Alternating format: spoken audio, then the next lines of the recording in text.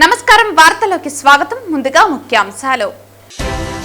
August 15 నుంచి అమలు కానున్న ఉచిత బస్సు ప్రయాణం కార్యక్రమాన్ని పకడ్బందీగా నిర్వహించాలని అధికారులకు ఆదేశం. ఉచిత బస్సు ప్రయాణం విధి విధానాలపై ఉమ్మడి రాయలసీమ ఆర్టీసీ అధికారులతో సమీక్షలో పాల్గొన్న మంత్రి మండిపల్లి రాంప్రసాద్ రెడ్డి. అక్రమంగా అరెస్టైన కాకాని గోవర్ధన్ రెడ్డిని పరామర్శించడానికి ఎల్లుండి మాజీ ముఖ్యమంత్రి వైఎస్ జగన్మోహన్ రెడ్డి నెల్లూరు వస్తున్న పర్యటనపై అడుగడుగున ఆంక్షలు పెడుతున్నారు.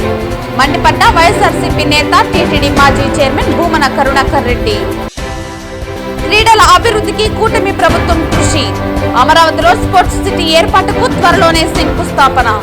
AP state badminton championship ప్రారంభోత్సవంలో SAAP chairman Ravi Naidu.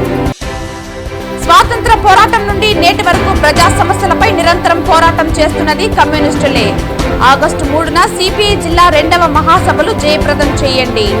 గోడ పత్రికలు విడుదల. సిపిఐ జిల్లా కార్యదర్శి మురళి పిలుపు. వార్తల్లోని వివరాలు. అలిపిరి నుండి జూ పార్క్ వెళ్లే మార్గంలో రోడ్డు పక్కన ఎటువంటి వ్యర్థాలు వేయకుండా తగు చర్యలు చేపట్టాలని తిరుపతి నగరపాలక సంస్థ అధికారులను కమిషనర్ మౌర్య ఆదేశించారు. అలిపిరి నుండి చెర్లోపల్లి వరకు వెళ్లే మార్గాన్ని మంగళవారం నగరపాలక సంస్థ అధికారులతో కలిసి కమిషనర్ పరిశీలించారు. అలిపిరి నుండి చెర్లోపల్లి వరకు వెళ్లే మార్గాన్ని మంగళవారం నగరపాలక సంస్థ అధికారులతో కలిసి కమిషనర్ పరిశీలించారు. అలిపిరి నుండి జూ పార్క్ వరకు రోడ్డుకి ఇరువైపులా చెత్త, భవన నిర్మాణ వ్యర్థాలు ఉండటం పట్ల అసహనం వ్యక్తం చేశారు. వెంటనే తొలగించాలని అధికారులను ఆదేశించారు. ఈ సందర్భంగా కమిషనర్ మాట్లాడుతూ అలిపిరి నుండి జూ పార్క్ వరకు భవన నిర్మాణ వ్యర్థాలు, ఆహార పదార్థాల వ్యర్థాలను వేయటం వలన కుక్కలు, వన్యప్రాణులు వస్తున్నాయని అన్నారు. దీంతో చిరుతపులులు వంటివి రోడ్లపైకి రావడంతో ప్రజలు భయాందోళనకు గురవుతున్నారని అన్నారు. అలిపిరి నుండి రోడ్డు పక్కన ఎక్కడా వ్యర్థాలు వేయకుండా సీసీ కెమెరాలతో నిఘా ఏర్పాటు చేయాలని అధికారులను ఆదేశించారు. రాత్రి సమయాల్లో ప్రత్యేకంగా సిబ్బందితో పెట్రోలింగ్ ఏర్పాటు చేసి వ్యర్థాలను వేసేవారిని గుర్తించి జరిమానాలు విధించాలని అన్నారు. రోడ్డు పక్కన ఏర్పాటు చేసిన దుకాణాలను తొలగించి పారిశుద్ధ్యం మెరుగ్గా ఉండేలా చూడాలని అధికారులను ఆదేశించారు.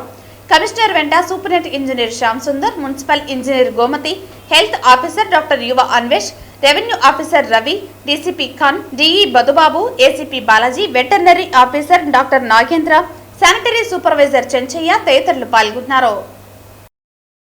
తిరుపతి పట్టణంలో సంస్కృత విద్యాలయం నందు జరిగిన మహిళలకు రాష్ట్ర ప్రభుత్వం ఇచ్చే ఉచిత బస్సు ప్రయాణం విధి విధానాల సమీక్ష కార్యక్రమంలో ఆంధ్రప్రదేశ్ ఆర్టీసీ ఎండీ ద్వారకా తిరుమలరావుతో కలిసి రాష్ట్ర రవాణా యువజన క్రీడా శాఖ మంత్రి మండిపల్లి రాంప్రసాద్ రెడ్డి పాల్గొన్నారు.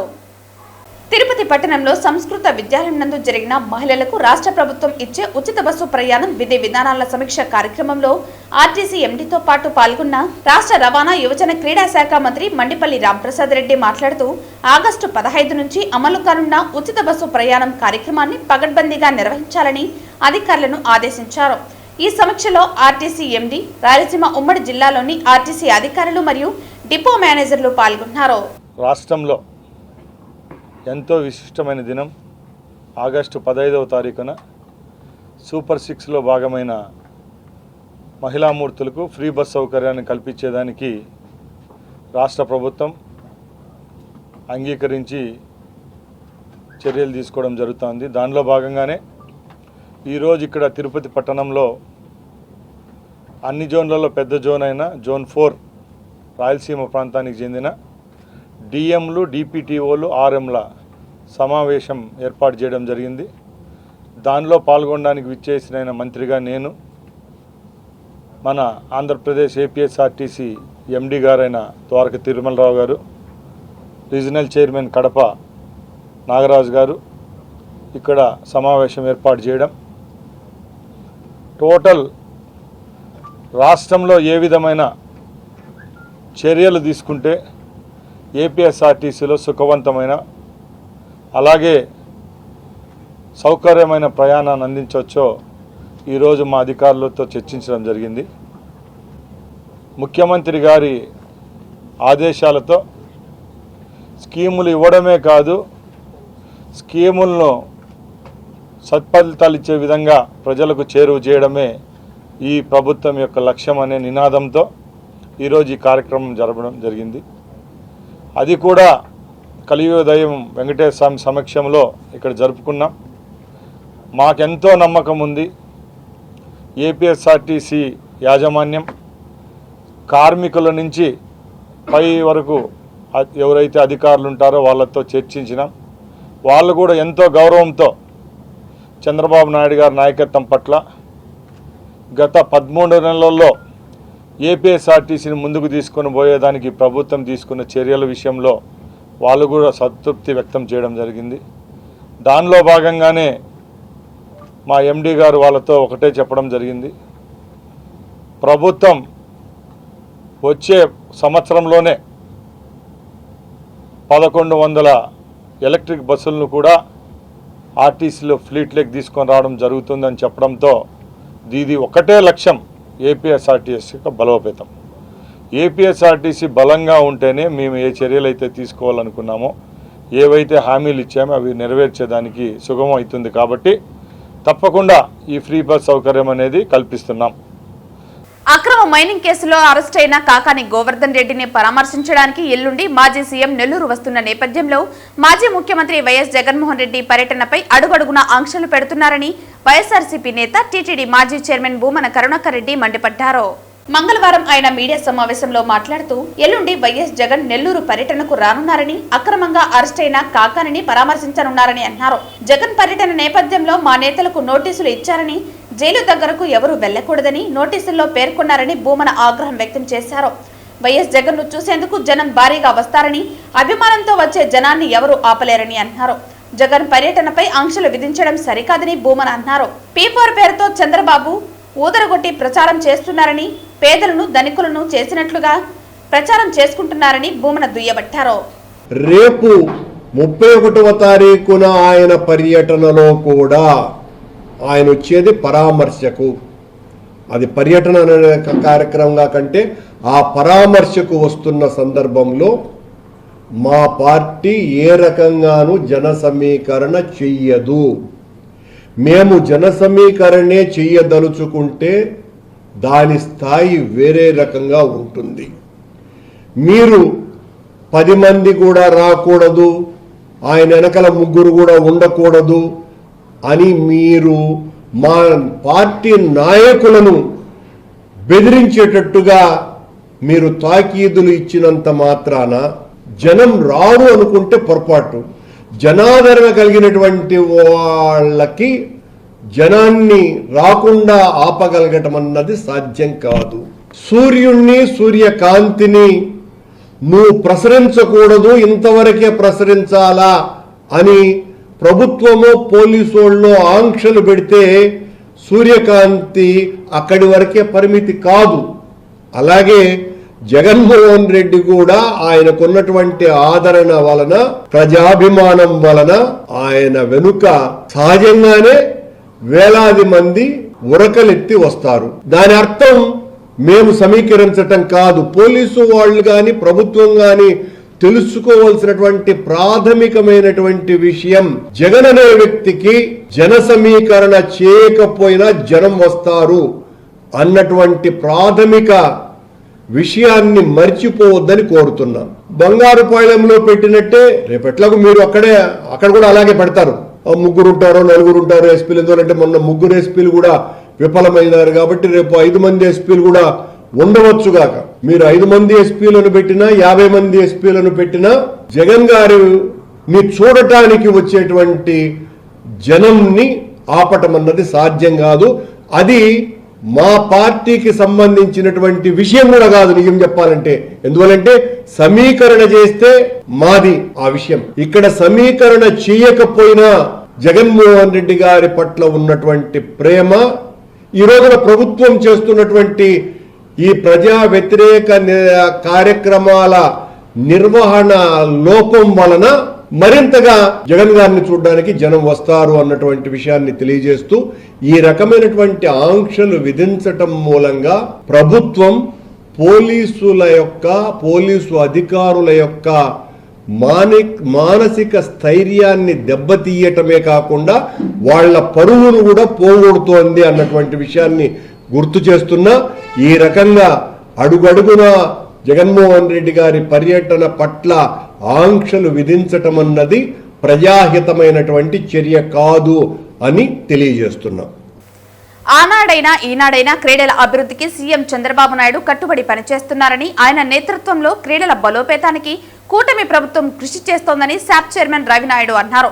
తిరుపతిలోని శ్రీ శ్రీనివాస స్పోర్ట్స్ కాంప్లెక్స్ లో చిత్తూరు డిస్ట్రిక్ట్ బ్యాడ్మింటన్ అసోసియేషన్ ఆధ్వర్యంలో ఈ నెల 29 నుంచి 31వ తేదీ వరకు నిర్వహిస్తున్న AP state badminton championship 2025 senior men and women పోటీలను తిరుపతి మాజీ ఎమ్మెల్యే సుగుణమ్మతో కలిసి మంగళవారం ఆయన ప్రారంభించారు. తొలుత పలు జిల్లాల నుంచి వచ్చిన క్రీడాకారులను పరిచయం చేసుకుని వారితో బ్యాడ్మింటన్ ఆడి పోటీలను ప్రారంభించారు. ఈ సందర్భంగా నిర్వహించిన ప్రారంభోత్సవ సభలో క్రీడాకారులను ఉద్దేశించి ఆయన ప్రసంగించారు. సీఎం చంద్రబాబు నాయుడు మొదటి నుంచి క్రీడలకు అధిక ప్రాధాన్యత కల్పిస్తున్నారని అన్నారు. త్వరలోనే అమరావతిలో స్పోర్ట్స్ సిటీ ఏర్పాటుకు ముఖ్యమంత్రి శంకుస్థాపన చేస్తారని వివరించారు. టీటీడీ శాప్ నిధులతో ఆనాడే శ్రీ శ్రీనివాస స్పోర్ట్స్ కాంప్లెక్స్ ను ఆయన నిర్మించారని అన్నారు. ఏపీ నుంచి అంతర్జాతీయ స్థాయి క్రీడాకారులను తయారు చేయాలనే సంకల్పంతో అంతర్జాతీయ క్రీడాకారులకు స్థలాలనిచ్చి అకాడమీల స్థాపనలకు కృషి చేసిన వ్యక్తి చంద్రబాబు అని కొనియాడారు. గత 30 ఏళ్లుగా బ్యాడ్మింటన్ అసోసియేషన్ ఫెడరేషన్లను సమర్థవంతంగా పనిచేస్తూ బ్యాడ్మింటన్ క్రీడను ముందుకు తీసుకువెళ్లడం ప్రశంసనీయమన్నారు. రాష్ట్ర వ్యాప్తంగా అన్ని నియోజకవర్గాల్లోనూ క్రీడా సదుపాయాల కల్పనకు సీఎం కృషి చేస్తున్నారని అన్నారు. అత్యుత్తమ క్రీడా విధానాలను రూపొందించి అమలు చేస్తున్నారన్నారు. అనంతరం తిరుపతి నియోజకవర్గ మాజీ శాసనసభ్యురాలు సుగుణమ్మ మాట్లాడుతూ ఏపీలో క్రీడాభివృద్ధికి CM Chandrababu Naidu, deputy CM Pawan Kalyan, విద్యాశాఖ మంత్రి నారా లోకేష్లు అపారమైన కృషి చేస్తున్నారని అన్నారు. అలాగే రాష్ట్ర ప్రభుత్వం కల్పిస్తున్న క్రీడా సదుపాయాలు, క్రీడా ప్రోత్సాహకాలను సద్వినియోగం చేసుకుని అధికారులు భవిష్యత్తులో మరింత మెరుగ్గా రాణించాలని సూచించారు. సీఎం చంద్రబాబు ఆశయాలకు అనుగుణంగా క్రీడా ఆంధ్రప్రదేశ్ సాధనకు ప్రతి ఒక్కరూ కృషి చేయాలని వెల్లడించారు. ఈ కార్యక్రమంలో డిఎస్డిఓ శశి, బ్యాడ్మింటన్ అసోసియేషన్ సభ్యులు తదితరులు పాల్గొన్నారు.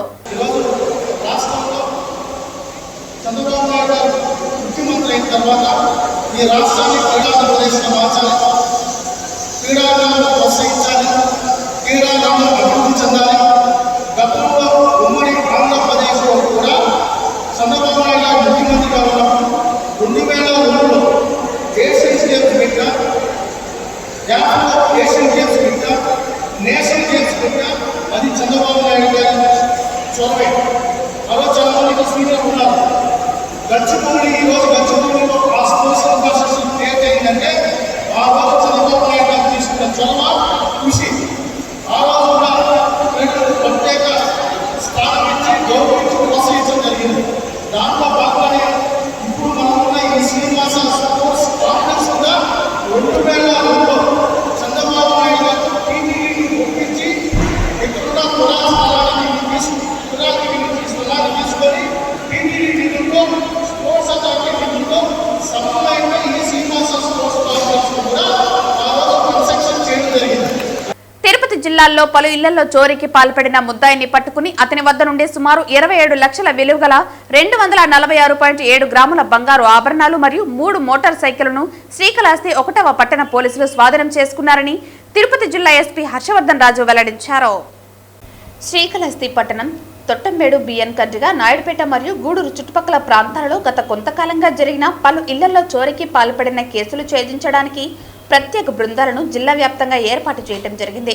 అందులో భాగంగానే శ్రీకాళహస్తి 1 టౌన్ పోలీసులు నిన్న ముద్దాయిని అరెస్టు చేసి అతని వద్ద నుండి సుమారు 27 లక్షల విలువ గల 248 గ్రాముల బంగారు ఆభరణాలు మరియు 3 మోటార్ సైకిళ్లను స్వాధీనం చేసుకోవడం జరిగింది. ముద్దాయిని పట్టుకొనడంలో ప్రతిభ కనబరిచిన శ్రీకాళహస్తి 1వ పట్టణ police station CI Gopi, Thottambedu SI Ramanjaneyulu మరియు వారి సిబ్బందిని అభినందించి రివార్డులను ప్రకటించారు. ఈరోజు మనం తిరుపతి జిల్లాలో మరొక హెచ్పి అఫెండర్ని ఈరోజు పట్టుకోవడం జరిగింది. ఇతని పేరు మనకు మీదూరి సునీల్ అని చెప్పి 29 ఇయర్స్. ఇతను మనకు నెల్లూరు జిల్లా వాస్తవ్యుడు. నెల్లూరు టౌన్లో బోడిగాడి తోట పాత చెక్ పోస్ట్ దగ్గర ఉంటాడు. ఇతను ఇదివరకు కూడా దాదాపు 28 కేసెస్లో ముద్దాయిగా ఉన్నటువంటి వ్యక్తి. ఇతను ప్రధానంగా ఈ అఫెన్సెస్ అన్నీ కూడా మనకు నెల్లూరు టౌన్ చుట్టుపక్కల పరిసరాల్లో, నెల్లూరు టౌను, నెల్లూరు రూరల్, కావలి, తర్వాత పోతే మన దగ్గర నాయుడుపేట, కాళహస్తి, ఇక్కడ అన్నీ కూడా దాదాపు 28 కేసుల్లో ఇతను ముద్దాయిగా ఉన్నాడు. అండ్ ఇతని మీద నెల్లూరులో ఒక డీసీ షీట్ కూడా ఉంది. సో మనము ఈ అఫెండర్స్ గురించి మనం ఎఫర్ట్స్ చేస్తున్న ప్రాసెస్లో మీ అందరికీ తెలిసిందే, లాస్ట్ 2 months నుంచి కూడా ఈ ప్రాపర్టీ కేసెస్ మీద మా ఆఫీసర్స్ అందరూ కూడా ప్రత్యేకమైన దృష్టి పెట్టి దాని మీద స్పెషల్ డ్రైవ్ లాగా చేస్తున్నాము. లాస్ట్ 2 నెలల్లో చాలా కేసులు డిటెక్ట్ చేశాము. సో ఆ భాగంగా ఈ ఎఫర్ట్స్ చేస్తున్న క్రమంలో మా కాళహస్తి డిఎస్పీ గారి ఆధ్వర్యంలో, మూర్తి గారి ఆధ్వర్యంలో కాళహస్తి 1 టౌన్ ఇన్స్పెక్టర్ గోపి వాళ్ళ క్రైమ్ టీం కూడా ఈ సునీల్ అనే అతన్ని నిన్న పట్టుకోవడం జరిగింది. అతన్ని ప్రశ్నించిన తర్వాత అతని దగ్గర నుంచి మనము దాదాపు 248 గ్రాముల బంగారము, అతని నుంచి ఒక 3 బైక్స్, అట్లాగే అతను వాడినటువంటి పనిముట్లు ఏదైతే ఉన్నాయో గ్లోవ్స్, చిన్న ఇరగొట్టిన క్రోబార్ ఒకటి, తర్వాత స్క్రూ డ్రైవర్ ఒకటి, ఇవన్నీ కూడా స్వాధీనం చేసుకోవడం జరిగింది. ఇవి అన్నీ కూడా దాదాపు మనకు 9 కేసెస్లో, అంటే కాళహస్తి 1 టౌన్, 2 టౌన్, తొట్టంబేడు, బిఎన్ కండ్రిగా, నాయుడుపేట, గూడూరు, ఇట్లా ఈ పలు పోలీస్ స్టేషన్ సంబంధించిన 9 కేసుల్లో సంబంధించిన ప్రాపర్టీని మనం అతని నుంచి స్వాధీనపరచుకోవడం జరిగింది. ఈ 248 గ్రాములు అంటే దాదాపు మనకు 28 లక్షల రూపాయల విలువ కలిగినటువంటి ఈ ప్రాపర్టీ. సో నిజంగా ఇది చాలా మంచి వర్క్. ఇతను 2 జిల్లాల్లో అంతర్ జిల్లా అఫెండర్ కాబట్టి మన టీం ఏదైతే క్రైమ్ టీం ఏదైతే ఉందో ఇంత మంచి విశేష ప్రతిభ చూపించి ఇతను పట్టుకున్నందుకు మా కాళహస్తి డిఎస్పీ గారిని, కాళహస్తి 1 టౌన్ ఇన్స్పెక్టర్ని, వాళ్ళ టీం అందరినీ కూడా ప్రత్యేకంగా అభినందిస్తున్నాను. పట్టణ ప్రజల ఆకాంక్షలను, అవసరాలకు అనుగుణంగా నగరంలో అభివృద్ధి కార్యక్రమాలు రూపొందించి అమలు చేస్తున్నామని చిత్తూరు జిల్లా కలెక్టర్ సుమిత్ కుమార్ పేర్కొన్నారు. మంగళవారం చిత్తూరు 18వ డివిజన్ పరిధిలో పీవీకేఎన్ అటవీ మార్గంలో ఏర్పాటు చేసిన బీటీ రోడ్డును జిల్లా కలెక్టర్ సుమిత్ కుమార్ చిత్తూరు ఎమ్మెల్యే గురజాల జగన్మోహన్తో కలిసి లాంఛనంగా ప్రారంభించారు. ఈ సందర్భంగా జిల్లా కలెక్టర్ మాట్లాడుతూ చిత్తూరు నగర పరిధిలో చాలా కాలంగా పూర్తి కాని పీవీకేఎన్ అటవీ మార్గం రోడ్డును సుమారు 4 కోట్లతో పూర్తి చేయడం జరిగిందన్నారు. ఈ రోడ్డు నిర్మాణంతో నగరంలో ట్రాఫిక్ సమస్య కొరత కొంత తీరుతుందని తెలిపారు. అలాగే ట్రాఫిక్ సమస్య తీర్చడానికి కట్టమంచి బైపాస్ రోడ్డు నిర్మాణంకు సంబంధించి చిత్తూరు నగరపాలక సంస్థ నుంచి త్వరలో నిధులు సమకూర్చి మరో 10 రోజుల్లో విడతల వారీగా మరమ్మతు పనులు ప్రారంభించి పూర్తి చేస్తామన్నారు. ఈ రోడ్ చాలా కాలం నుంచి పెండింగ్ ఉండేవి. సో కొత్త ప్రభుత్వం వచ్చిన తర్వాత సుమారుగా 4 కోట్లతో ఈ పనులు పూర్తి చేయడం జరిగినాయి. సో ముఖ్యంగా ఎమ్మెల్యే గారికి ధన్యవాదం చేయాలి, పుష్ చేశారు. అండ్ సో ఖచ్చితంగా చిత్తూరు టౌన్ నుంచి ట్రాఫిక్ ప్రెషర్ కూడా తగ్గుతుంది. సో ఈరోజు ఈ కార్యక్రమం ఉద్ఘాటన చేయడం జరిగింది. రెండోది, కాటన్ నుంచి బైపాస్ రోడ్ కూడా పూర్ సిచ్యువేషన్లో రోడ్ ఉంది. సో ఇప్పుడు ఆ రోడ్ కూడా ఫండ్ మేనేజ్మెంట్ చేయడం జరిగింది. బహుశా ఒక నెక్స్ట్ 10 days తర్వాత ఆ రోడ్ కూడా రెక్టిఫికేషన్ స్టార్ట్ అవుతుంది. సో దాట్ చాలా కాలం నుంచి ఆ రోడ్ కూడా బాగాలేదు. సో అదేవిధంగా ఇంకా ఒక 3 నుంచి 4 రోడ్స్ ఉన్నాయి. సో ఈ మున్సిపాలిటీలో ఒక ప్రాపర్గా ఫండ్ ఎక్స్పెండిచర్ ఎట్లా జరగాలి, సో జనాలకి ఏమేమి ప్రయారిటీస్ ఉన్నాయి, ఆ జనాల ప్రయారిటీ పరంగా మనం వెళ్తున్నాము. అండ్ సో ఏమేమి ఇంకా ఇన్ఫ్రాస్ట్రక్చర్ బాగా చేయాలి, బాగా ఖచ్చితంగా నెక్స్ట్ 3 to 4 monthsలో పూర్తి చేయడం జరిగింది. సో ఈ సందర్భంగా నేను అందరికీ ధన్యవాదం తెలియజేస్తున్నాను, ఎస్పెషల్లీ ఎమ్మెల్యే గారికి. వాళ్ళ కృషితో ఈరోజు ఈ కార్యక్రమం చేయడం జరుగుతుంది. చిత్తూరులో అయితే అభివృద్ధి అంటే 30 సంవత్సరాలుగా రోడ్స్ కానీ, కాలువలు కానీ, రోడ్ వైడనింగ్స్లో కానీ మనం వెనకబడ్డాము. కంపారిజన్ చేసుకుంటే అనంతపురం, నెల్లూరు, కడప, ఒంగోలు, కర్నూలుతో చూస్తే ఎక్కడ కూడా చిత్తూరు పట్టణంలో రోడ్ వైడనింగ్స్ కాలేదు.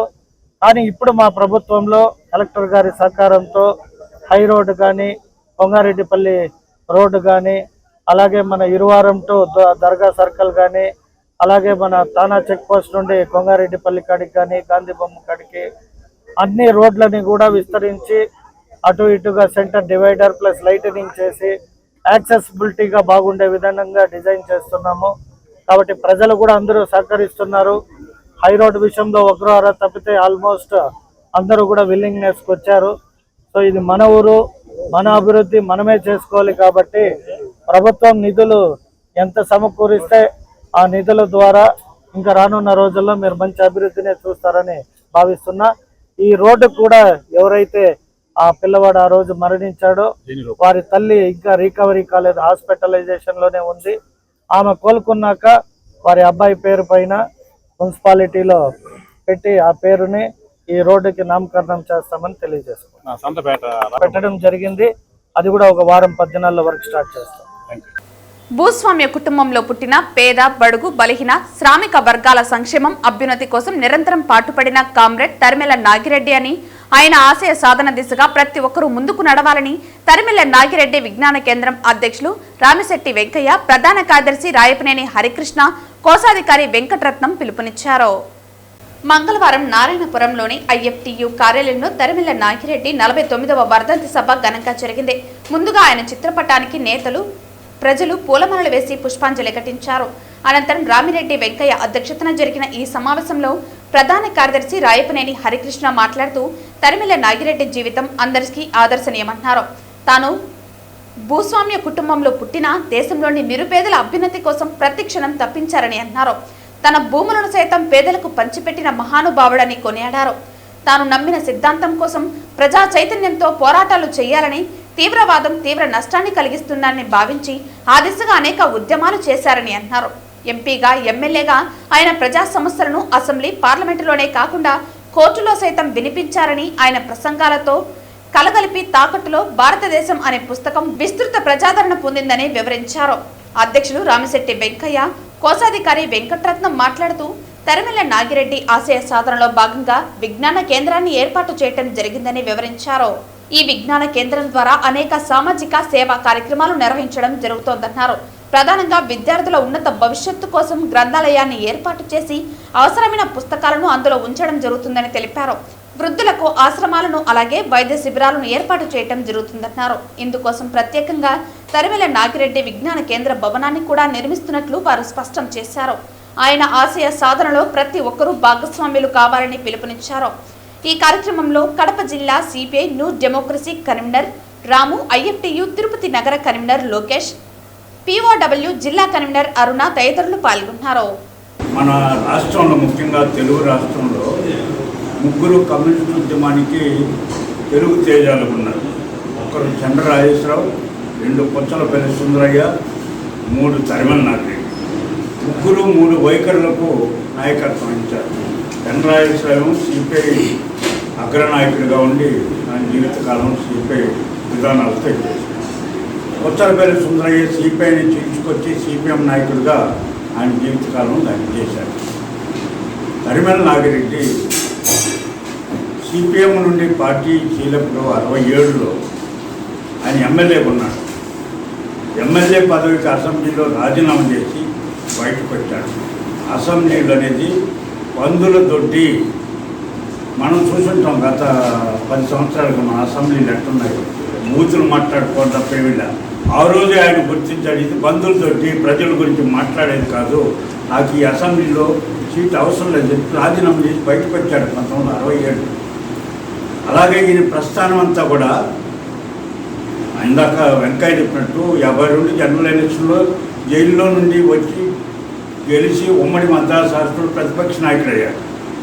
స్వాతంత్ర పోరాటం నుండి నేటి వరకు ప్రజా సమస్యలపై నిరంతరం పోరాటాలు చేస్తున్నది కమ్యూనిస్టు పార్టీలేనని సిపిఐ జిల్లా కార్యదర్శి మురళి స్పష్టం చేశారు. మంగళవారం సాయంత్రం 4 గంటలకు ఆగస్టు 3వ తారీఖున సూలూరుపేటలో జరిగే సిపిఐ 2వ మహాసభలు జయప్రదం చేయాలని గోడపత్రికలను విడుదల చేశారు. అనంతరం గోడపత్రిక విడుదలకు ముఖ్య అతిథిగా విచ్చేసిన సిపిఐ జిల్లా కార్యదర్శి మురళి మాట్లాడుతూ సిపిఐ ఏర్పడి 100 సంవత్సరాలు పూర్తి చేసుకుంటున్న సందర్భంగా జరుగుతున్న జిల్లా మహాసభలను ప్రాధాన్యత కూడుకుందని అన్నారు. ఈ నేపథ్యంలో శాఖ మండల మహాసభల నుండి జిల్లా, రాష్ట్ర మహాసభల వరకు ఘనంగా నిర్వహించాలని సూచించారు. తిరుపతి జిల్లాలో ప్రజా సమస్యలపైన నిరంతరం పోరాటం చేసిన పార్టీ సిపిఐ అని, కార్మిక సమస్యలపైన నిరంతరం ఎర్రజెండా పోరాటాలు నిర్వహించి తిరుపతి అభివృద్ధికి ఎంతో కృషి చేసిందని కొనియాడారు. కేంద్ర రాష్ట్ర ప్రభుత్వాలు సంక్షేమ కార్యక్రమాలు అమలు చేసినప్పటికీ నియంతృత్వ పోకడలు, అవినీతి మితిమీరటంతో గత ఎన్నికల్లో జగన్మోహన్ రెడ్డికి ప్రజలు గుణపాఠం చెప్పారని గుర్తు చేశారు. సూలూరుపేటలో ఆగస్టు 3వ తారీఖున తిరుపతి జిల్లా సిపిఐ 2వ మహాసభలో జయప్రదం చేయడానికి ప్రతి పార్టీ సభ్యులు కృషి చేయాలని పిలుపునిచ్చారు. ఈ మహాసభల సందర్భంగా పార్టీ ప్రతిష్టతను పెంచే విధంగా సహకరించాలని కోరారు. ఈ కార్యక్రమంలో సిపిఐ నగర కార్యదర్శి విశ్వనాథ్, ఉదయ్, కేవై రాజా, శివ, నాగరాజు తదితరులు పాల్గొన్నారు. గతంలో అధికారం లేనప్పుడు మాత్రం స్మార్ట్ మీటర్లు బిగిస్తే పగలగొట్టనని చెప్పిన వాళ్ళు మీరు ఈవేళ స్మార్ట్ మీటర్లు కావాల్సింటే మీరు అనుమతి తీసుకుని బిగించండి అని చెప్పేసి అని చెప్తా ఉన్నారు. అసలు స్మార్ట్ మీటర్ పేరు రావడమే తప్పు అని చెప్పేసి అని మేము చెప్తా ఉన్నాం. మహిళలకు 1500 రూపాయలు డబ్బులు వేస్తామన్నారు, అది లేదు. ఆర్టీసీ బస్సు ఫ్రీ అన్నారు, అది లేదు. అదేవిధంగా వచ్చేటువంటి తల్లి దేవుని కావచ్చు, లేకపోతే ఉచిత గ్యాస్ కావచ్చు, అవి కూడా షరతులు కూడినటువంటి సందర్భంలో షరతులు చెప్తా ఉన్నారు. 300 యూనిట్ల కరెంట్ ఛార్జ్ ఎక్కువ ఉంటే మేమేమో, అదేవిధంగా 300 యూనిట్లతో పాటు 900 గజాలు ఇంటి స్థలం ఉంటే మేమేమని చెప్పేసి చెప్తా ఉన్నారు. ఈవేళ ఈ జిల్లాలో వేలాది మంది ASHA workers, anganwadi workers, mid day meals, ప్రభుత్వ పాఠశాలలో పనిచేసే పేపర్స్, మున్సిపల్ కార్మికులు కాంట్రాక్ట్ అవుట్సోర్సింగ్ లో పనిచేసేటువంటి కాంట్రాక్టర్ అవుట్సోర్సింగ్ లో పనిచేసేటువంటి కార్మికులు ఉన్నారు. వాళ్ళకు మొత్తం కూడా సూపర్ 6 పథకాలన్నీ రద్దు చేస్తా ఉన్నారు. ఆరోగ్యశ్రీ కార్డు కూడా రద్దు చేస్తా ఉన్నారు. ఎన్నికలకు ముందు ఈ మాట మీరు ఎందుకు చెప్పలేదని చెప్పేసి మేము అడుగుతా ఉన్నాం. ప్రభుత్వాల్లో స్కీమ్ వర్కర్స్ గా పనిచేసేటువంటి వాళ్ళకు మేము ఈ సూపర్ 6 అమలు చేయలేమని చెప్పేసి ఎన్నికలకు ముందు మీరు చెప్పుంటే మేమేమి మాట్లాడం. కాబట్టి తక్షణమే వాళ్ళకందరికి కూడా ఈ సూపర్ 6 లో ఉండేటువంటి ప్రభుత్వ పథకాలు అమలు చేయాలి. ఈ సూపర్ 6 లో ఏదైతే మీరు చెప్పారో దాన్ని అమలు చేసే పద్ధతిగా ఈ జరిగేటువంటి మహాసభల్లో తిరుపతి జిల్లాలో ఉండేటువంటి భూ సమస్యలు, తిరుపతి జిల్లాలో ఉండేటువంటి అనేకమైనటువంటి ఇళ్ల స్థలాల సమస్యలు అన్నిటిపైన కూడా సుదీర్ఘంగా 3 రోజుల పాటు భారత కమ్యూనిస్ట్ పార్టీ జిల్లా 2వ మహాసభలో చర్చించి భవిష్యత్తు కార్యాచరణ రూపకల్పన చేయబోతున్నాం. కాబట్టి ఈ మహాసభలు కూడా వైభవంగా జరిగేటువంటి మహాసభల్ని తిరుపతి జిల్లా వ్యాప్తంగా ఉన్నటువంటి పార్టీ సభ్యులు, సానుభూతి పరులు, ఇంకా ప్రజలు కూడా స్వచ్ఛందంగా పాల్గొని సూలూరుపేటలో ఆగస్టు 3వ తారీఖున మధ్యాహ్నం 3 గంటలకు ఆర్టీసీ బస్టాండ్ దగ్గర జరిగేటువంటి బహిరంగ సభని జయప్రదం చేయాలని చెప్పేసి పిలుపునిస్తా ఉన్నాం. ఈ రోజు ఏపీ పర్యాటక శాఖ మంత్రి కందుల దుర్గేష్ కుటుంబ సభ్యులతో కలిసి తిరుమల శ్రీవారిని దర్శించుకుని మొక్కులు చెల్లించుకున్నారు. దర్శనానంతరం మంత్రికి ఆలయ రంగనాయకుల మండపంలో వేద పండితులు వేద ఆశీర్వచనం అందించగా ఆలయ అధికారులు శ్రీవారి తీర్థ ప్రసాదాలు అందజేసి పట్టు వస్త్రంతో సత్కరించారు. అనంతరం కందుల దుర్గేష్ మీడియాతో మాట్లాడుతూ సింగపూర్లో ఏపీ బ్రాండ్ను పెంచే ప్రయత్నం చేస్తున్న సీఎం చంద్రబాబు పర్యటన విజయవంతం కావాలని ఆకాంక్షించారు. వైసీపీ హయాంలో ఏపీ బ్రాండ్ ఇమేజ్ దెబ్బతినిందని, ఇతర రాష్ట్రాల నుంచి ఏపీలో పెట్టుబడులు పెట్టేందుకు పారిశ్రామికవేత్తలు భయపడ్డారని అన్నారు. పారిశ్రామికవేత్తలు రాష్ట్ర అభివృద్ధికి తోడ్పడతామంటే పూర్తిగా మద్దతు ఇస్తామనే ప్రమాణం సీఎం చేస్తున్నారని అన్నారు. ఆగస్టు 2వ తేదీన గండికోటను కేంద్ర నిధులతో పర్యాటక ప్రాంతంగా అభివృద్ధి చేసే కార్యక్రమానికి శ్రీకారం చుడుతున్నామని తెలిపారు. ఈ కార్యక్రమానికి సీఎం చంద్రబాబు శంకుస్థాపన చేయనున్నారని పేర్కొన్నారు. రాయలసీమ, ప్రకాశం, నెల్లూరు జిల్లాలలో సంబంధించిన పర్యాటక ప్రాంతాలపై సమీక్ష తిరుపతి వేదికగా నిర్వహిస్తామన్నారు. తిరుపతి, శ్రీశైలం అభివృద్ధికి ప్రత్యేక ప్రణాళికలు, eco tourism, wellness tourism, adventures tourism, water sports tourism ఏర్పాటు చేసి రాయలసీమ అభివృద్ధికి కృషి చేస్తున్నట్లు ఏపీ పర్యాటక శాఖ మంత్రి కందుల దుర్గేష్ తెలిపారు. స్వామివారిని కుటుంబ సమేతంగా దర్శించుకోవడం జరిగింది. అర్చన కార్యక్రమంలో ప్రాతకాలంలోనే పాల్గొని స్వామివారిని ప్రత్యేకంగా ప్రార్థించాం.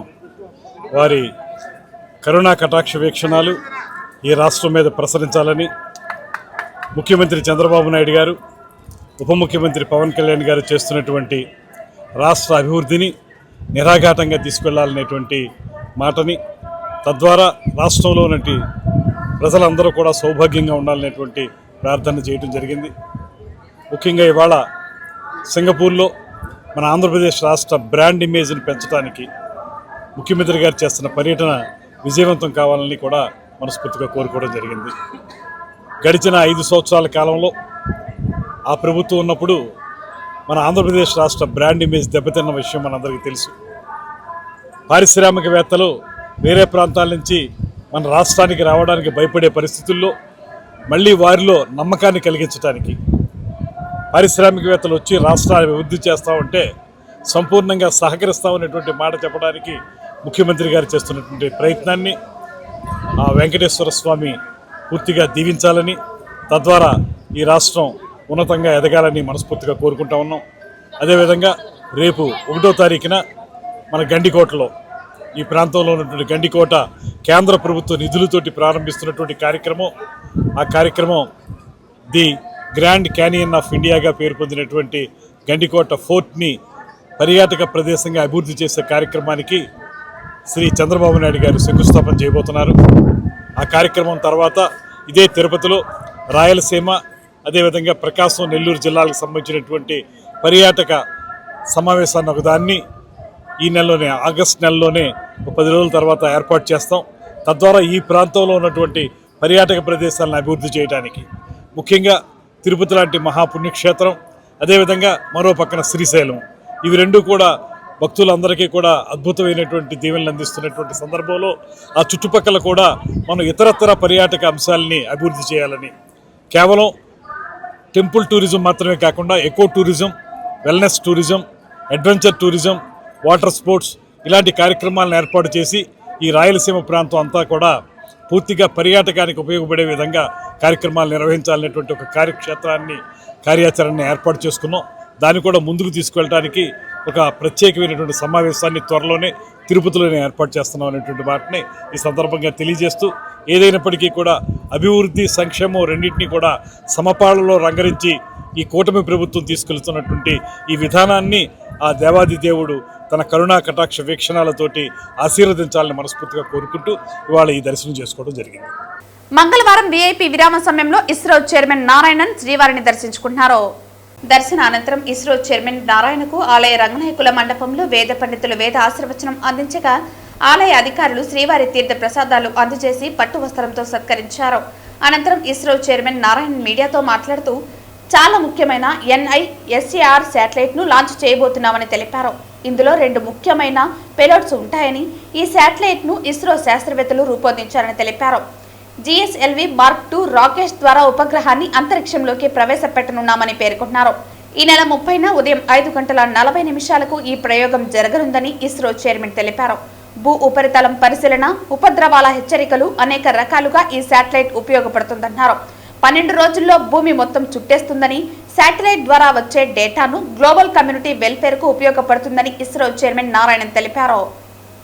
We are going to have a satellite called NISAR, NASA ISRO Synthetic Aperture Radar Satellite.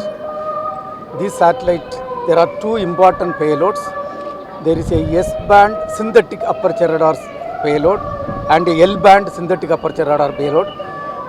S-band SAR is realized by ISRO, L-band SAR is realized by JPL USA, and there is a 12-meter unfurlable antenna, and the satellite is totally built by ISRO.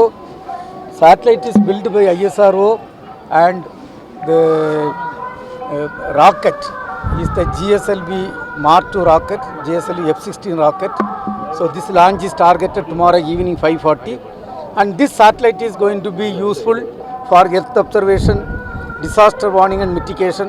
So multiple applications this satellite is going to be useful, and this satellite will cover the entire globe once in 12 days. It will continuously cover the entire globe, and the data will be utilized by the global community for the welfare of the global community.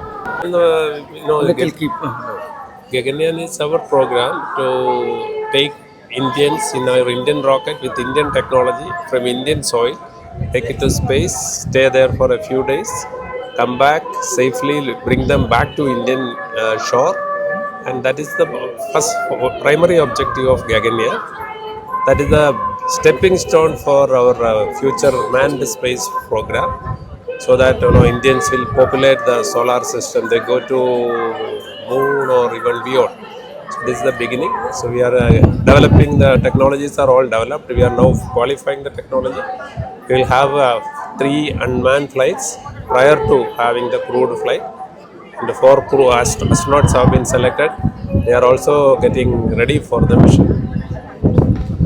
చెన్నైకు చెందిన Sudarshan enterprises సంస్థ తిరుమల శ్రీ వెంకటేశ్వర స్వామి వారికి మంగళవారం సుమారు 2,40,00,000 విలువైన దాదాపు 2.5 కేజీల బంగారు శంకు చక్రాలను విరాళంగా అందించారు. చెన్నైకు చెందిన సుదర్శన్ ఎంటర్ప్రైజెస్ సంస్థ తిరుమల శ్రీ వెంకటేశ్వర స్వామికి మంగళవారం సుమారు 2.40 లక్షల విలువైన దాదాపు 2.5 కేజీల బంగారు శంకు చక్రాలను విరాళంగా అందించింది. తిరుమల శ్రీ వెంకటేశ్వర స్వామి అలంకార భూషితుడు. ఆలయంలోని శ్రీవారి మూల విగ్రహం ఉత్సవమూర్తులకు ఉన్న ఆభరణాలకు కొదవలేదు. ఆ భాండాగారంలోకి మరో అరుదైన కానుకలు చేరాయి.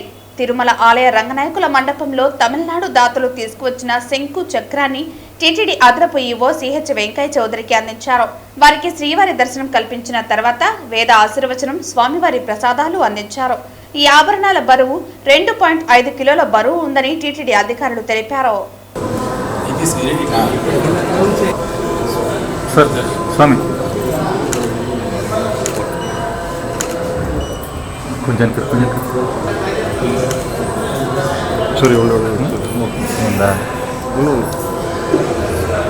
శ్రావణ మాసం గరుడ పంచమిని పురస్కరించుకుని తిరుపతి వినాయక సాగర్లో వెలిసిన శ్రీ సంకల్ప వరసిద్ధి వినాయక స్వామి ఆలయంలో విఘ్ననాథునికి ప్రత్యేక పూజలు నిర్వహించారు. ముందుగా స్వామివారికి అభిషేకం నిర్వహించి అనంతరం శోభాయమానంగా అలంకరించారు. నైవేద్యం సమర్పించి భక్తులకు దర్శన భాగ్యం కల్పించారు. ఈ సందర్భంగా ఆలయ పండితులు మాట్లాడుతూ హైందవ సంస్కృతిలో పశుపక్షాదులను కూడా దైవ స్వరూపులుగా భావించి పూజించడం జరుగుతుందని వివరించారు. నేడు గరుడ పంచమి నాగపంచమి రోజున విష్ణువుకు అత్యంత సన్నిహితులైన పాముని గరుత్మంతుని పూజించడం సకల శుభాలకు నాంది అని పేర్కొన్నారు. ఈ కార్యక్రమంలో పండితులు సురేష్ స్వామి, ధర్మకర్త కొండే చెంగారెడ్డి, సభ్యులు గుండాల గోపినాథ్, తొండమనాటి సుబ్రహ్మణ్యం రెడ్డి, కృష్ణారావు, భాగ్యలక్ష్మి, కళ్యాణి, ఉదయ్ తదితరులు పాల్గొన్నారు. శ్రీ శ్రీ విశ్వావసునామ సంవత్సరం శ్రావణ మాసం కుజవాసరం అని ఈరోజు విశేషమైన సంవత్సరంలో ఒకరోజు వచ్చే గరుడ పంచమి. అంటే గరుడ వాహనానికి విశేషం మన స్వామికి ఈరోజు విశేషంగా గరుడ వాహనం గరుడ పంచమి. మామూలుగా వచ్చేది పంచమి వస్తుంది అంతే, పంచమి షష్ఠి సప్తమి. ఇది విశేషమైన గరుడ పంచమి. ఆ విశేషమైన రోజులో మన వినాయక సాగర్లో ఉండే సంకల్ప వరసిద్ధి వినాయకుడికి అభిషేకాలు పూజలు గోపీనాథ్ రెడ్డి గారి ఆధ్వర్యంలో చేసినాం. అందరికీ ఒక్కొక్క సంకటం, ఆస్తి అంతస్తు ఐశ్వర్యం సంతతి అన్నీ ఉండాలని ఒక్కొక్క సంకటాన్ని తీసే మన వినాయకుడు మొక్కుంటే చాలా మందికి జరుగుతుంది. అదే మాదిరి సంకటాన్ని పోగొట్టే సంకటాల చతుర్థి రోజు కూడా విశేషంగా చేస్తాం. ఇక్కడ ఈరోజు విశేషమైన గరుడ పంచమి రోజు ఈ చేసుకునే భాగ్యం మనకి స్వామి కల్పించినారు. అందరికీ ఒక్కొక్క సంకటం. చంద్రగిరి మండలం శ్రీనివాస మంగాపురం నుండి తిరుమలకు వెళ్లే శ్రీవారిమెట్టు మార్గంలో అర్ధరాత్రి సమయంలో ఏనుగులు కలకలం సృష్టించాయి. పంప్ హౌస్ దగ్గర రాత్రి 15 నుంచి 17 ఏనుగుల గుంపును డ్రోన్ కెమెరాతో గుర్తించారు.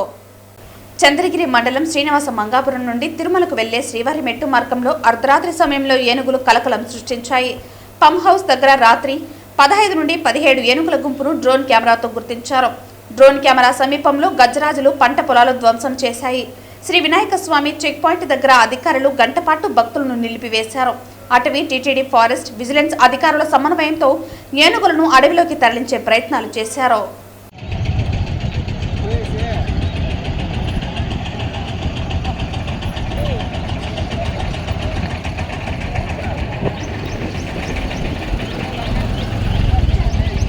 వార్తలు ముగించే ముందు ముఖ్యాంశాలు మరోసారి. ఆగస్టు 15 నుంచి అమలు కానున్న ఉచిత బస్సు ప్రయాణం కార్యక్రమాన్ని పకడ్బందీగా నిర్వహించాలని అధికారులకు ఆదేశం.